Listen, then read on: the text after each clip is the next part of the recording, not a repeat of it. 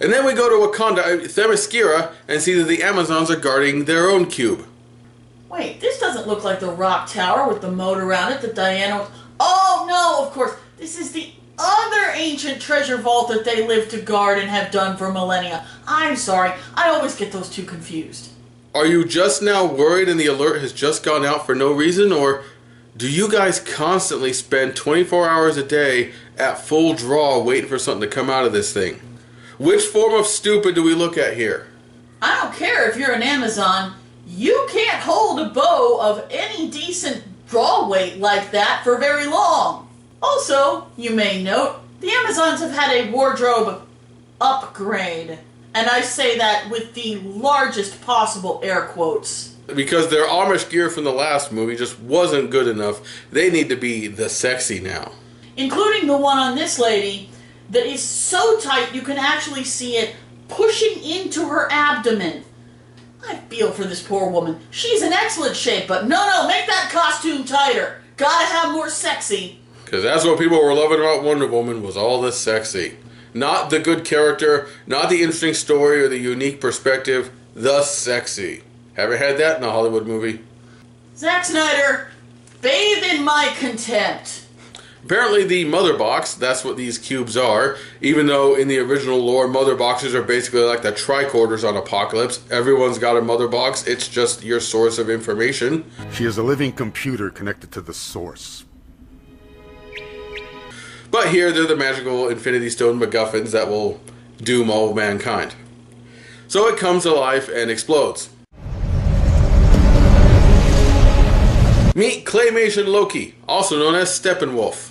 I'll admit, I don't know anything beyond what you see in the Bruce Timm animated series about Apocalypse, which that gave us plenty to go on and it was awesome, but we hardly saw Steppenwolf in that. He was a pretty minor character in that series. Again, I don't know about the larger lore, how important he is, but here's what we saw of Steppenwolf there. This prey requires a more experienced hunter.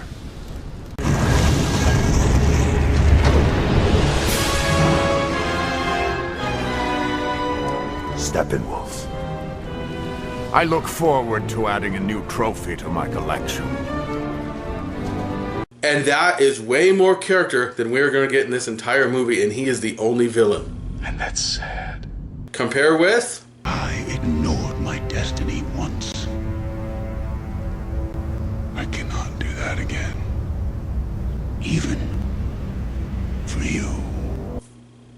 He brings in the parademons, eats up a bunch of screen time and special effects budget, and gets the mother box. You know, Steppenwolf isn't Darkseid's only minion. He's got Desaad, he's got Godfrey, he's got Calabac.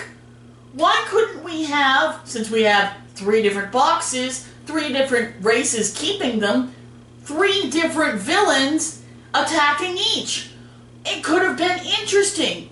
You could have had Steppenwolf or Calabac as physical force to counter the physical might of the Amazons, Desaad as dark sorcery versus the magic of Atlantis, and Godfrey thematically appropriate if you want to make humans all depressed, attacking humanity's heart. But no. Clearly, I don't know anything about script writing. You handle this, Snyder. You're the master. Impress us. This fight sequence is okay. You've got some interesting visuals with them playing hot potato with the cube and the arrows, but we know that it's ultimately futile from the beginning. And I'm still annoyed with these battle bikinis. Noble Queen, why do you fight? After the unity, you will join my legion, and you will know the righteousness of power. I almost got him with my arrows. Right, guys? What am I saying? I don't even know why you guys keep me around. So Hippolyta shoots a flaming arrow to send the great mythical fire signal that will alert all mankind of danger, but only one person will know it. But luckily she has magical senses that can detect, see it on the news. The fire could be seen for miles on end. That was unnecessarily contrived. Ironically, it would have been less weird if you did just have this be a magical sense. In Metropolis, Lois and Martha talk about the foreclosure on her house. Apparently Lois has lost her zeal for reporting after Clark has died, and this is actual character development, and it is interesting. It's low-key, but it's interesting. Okay, you're not awesome, but you're better than Dawn of Justice. It's a low bar, but you have stepped over it. Elsewhere, Cyborg figures out that Bruce Wayne has been watching him and that Bruce Wayne is Batman, because he's connected to all data everywhere now. You'd think being connected to all data everywhere would be truly maddening for poor Cyborg. I mean, think of some of the things you've seen on the internet. There's far worse. Bruce and Diana meet up and discuss things and brood together. I once knew a man who would have loved to fly it. Yeah, it's the theme of the movie. And she tells the story of Steppenwolf, which is, he is a bad guy who wants to conquer. He was sent by a dark side from Apocalypse to conquer Earth way back, and then a last alliance formed between men and elves, and they stood against him and stopped him and broke up his magical MacGuffins, and now he has finally come back, because apparently he couldn't come back until mankind was feeling down enough. And they haven't felt this down except because Superman died. They didn't feel this down during one of the many, many, many wars in history, or during the Holocaust, or the Crusades. No, it's Superman that's really brought down the mood of mankind. Oh, please. Oh, and during this fight, apparently there were Green Lanterns there helping out. You know, if you guys had taken the time to build up a little more of your cosmic lore beforehand, then all this fan service could have meant something. They could have been characters we know from another movie being here, or some other Eternal, or something like that, but no, we have Green Lanterns, and we have a bunch of generic gods that we'll never know because they die here and we've never seen them before. Again, compare with... Tony Stark, I'm Dr. Stephen Strange. Who the hell are you guys? There's an Ant-Man and a Spider-Man? Worlds are colliding! The mother boxes were too dangerous to be kept together. One was entrusted to the Amazons, one to the Atlanteans. And 9 rings were gifted to the race of men, who above all else desire power. So Bruce plans to go recruit the Flash and sends Diana to get Cyborg. In the famous scene from the trailer, Barry insists that he's not the Flash after Bruce breaks into his house, and Bruce throws a knife at his face and...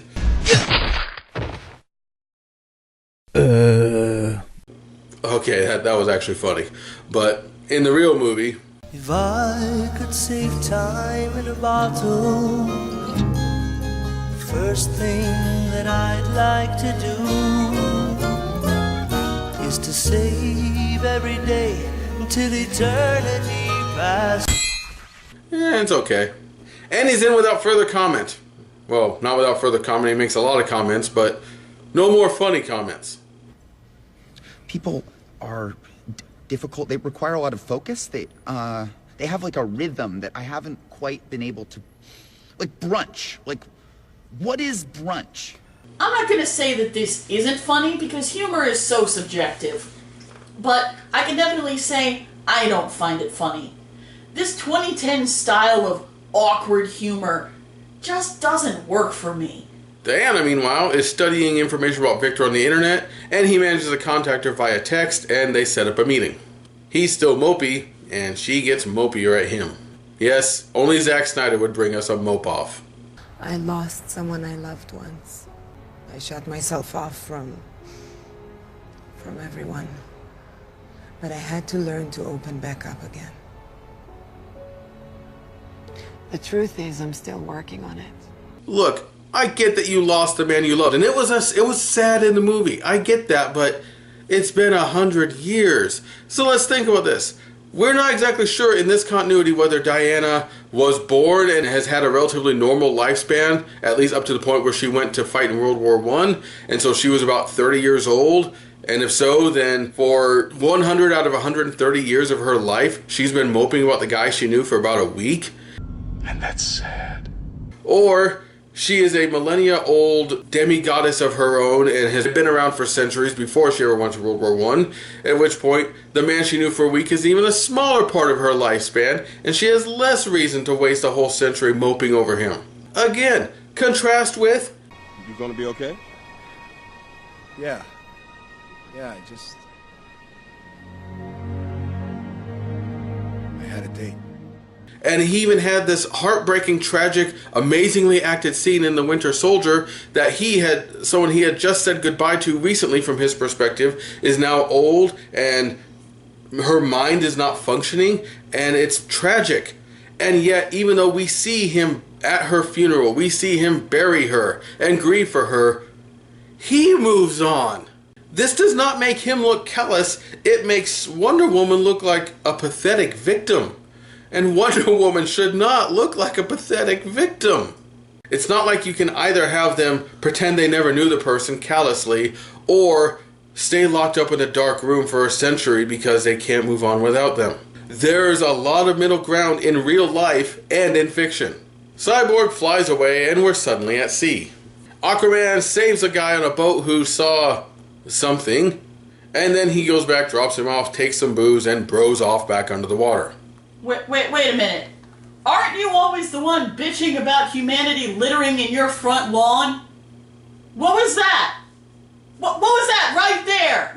You watery hypocrite. Oh, and Woodsy the Owl is a pussy. He goes home to Atlantis, only to find out that what the man saw was Steppenwolf and his mooks on their way to Atlantis, and he barely gets there just in time to see Steppenwolf move in, attack the Atlanteans, take their mother box in another boring action scene, and move on. Oh, but then Mira comes in and spouts a bunch of exposition at him that he already knows about his origin story, hints for the future movie, and then he moves on. Your queen left me on my father's doorstep and never gave me another thought. Your mother left you to save your life. Remember, we work for the professor and we've been gone 6 months. Now, why does Mira have to ask at him? Because the audience doesn't know this yet. And why doesn't the audience know this yet? Because you didn't properly set up this character. It would have been her responsibility to follow that monster to the surface and stop it. Now, it's yours. Then I'm gonna need something from you. It's a tingle